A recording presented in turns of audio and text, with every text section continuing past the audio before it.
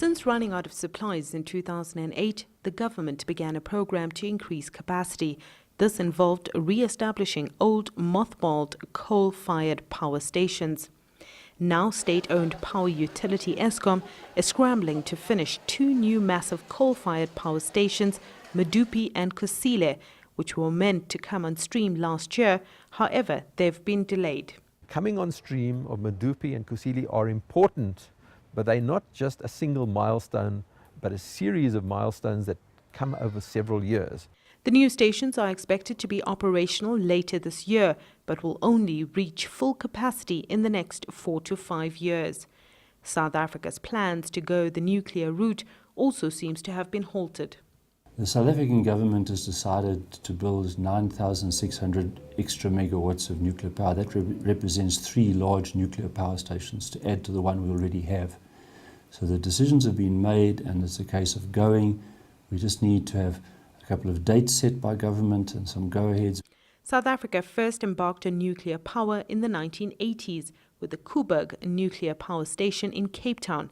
The plant provides electricity to the Western Cape, South Africa's 4th largest province, and contributes more than 6% of the country's total power needs. In 2000, Eskom started plans to develop new nuclear technology, a pebble-bed modular reactor.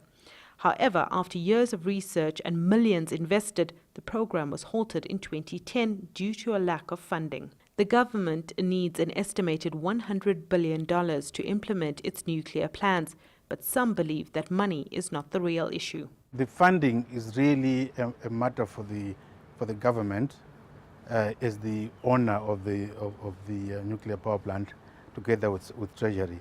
Government has got sources of funding. I mean, we've had so many infrastructure projects in the country.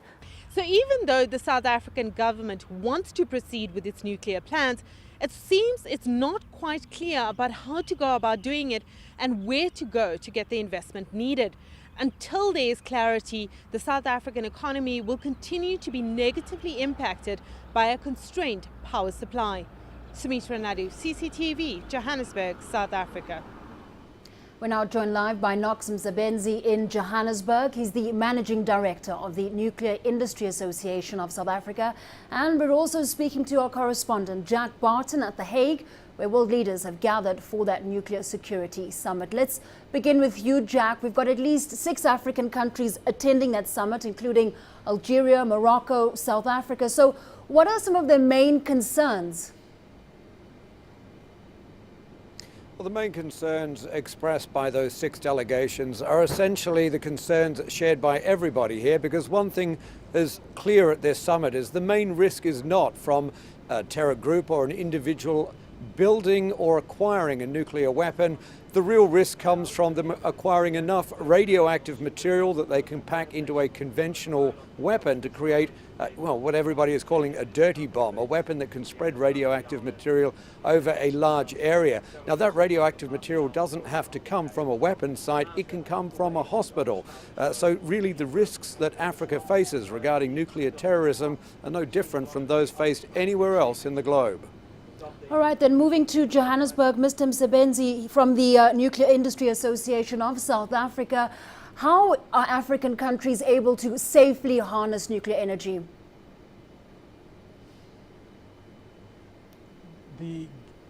Given the rate of electrification, electrical penetration on the continent, it is quite clear that nuclear has to be an option in terms of base load generation, and there are proven technologies throughout the world. So Africa can, and in fact, in my view, should really go the generation route. In addition to electrical generation, there is, of course, the whole field of nuclear medicine, which is hardly talked about. So there are many other uses of electrical of nuclear power on the continent. Now, we'll just remain with you for a moment, Mr. Msebenzi. How has South Africa managed to safely dispose of its nuclear waste? As you stated in your intro, that we've been running a nuclear program since the 80s. There is a nuclear waste disposal facility, which is thoroughly managed by and regulated, and is open to international scrutiny.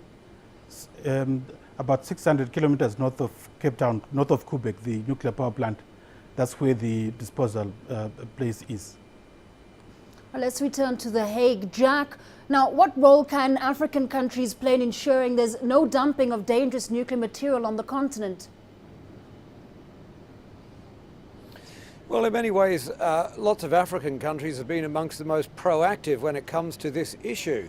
We've seen many countries introducing new legislation, some ratifying or moving to ratify an international convention on the suppression of nuclear terrorism. That includes Algeria as well as Nigeria, which has recently moved to downgrade its miniature research reactor from highly enriched uranium to a lower grade.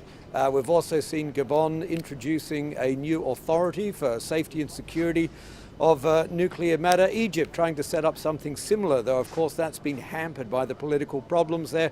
And really we've seen a lot of these activities from South Africa to Morocco, which today signed on with 35 other countries, making the International Atomic Energy Agency's regulations their own binding national regulations. So there have been lots of initiatives. What's still really lacking here, though, is an international supervisor, a single body that can coordinate all of this information, all of these bodies to manage, account for these materials, and ultimately to try and guide and ensure their security. That's still missing. It was hoped some progress would be made at the summit. That didn't happen, and it still seems that will be a long way off. All right, now finally, Mr. Msebenzi, certainly there have to be pros and cons in weighing up exactly what to do. So how will the risks of a nuclear disaster on the continent compare with the benefits of using nuclear energy? Like I said before, given the deficit in terms of electrical generation capacity, to introduce nuclear generation in Africa would really catapult the continent to another level of industrialization. That benefit alone is really profound. I think the risks that are mentioned by people who are against nuclear tend to be exaggerated. The risks are manageable because there's no particular technology that is 100% unsafe. Any form of technology is bound to have some risks, but the important thing is it's properly managed and with proper regulation, with a proper regulator, and internationally monitored as well through the International Atomic Energy Agency. So that is really the answer. I don't believe that we can move ourselves from a penetration of 25% average to world-class penetration in the 90s simply through renewables. I think nuclear has to be part of the energy mix together with other forms of energy, of course. Right, Mr. Msebenzi, Knox Msebenzi there in Johannesburg, thanks very much for your time, the MD of the Nuclear Industry Association of South Africa. And we're also speaking to Jack Barton in The Hague.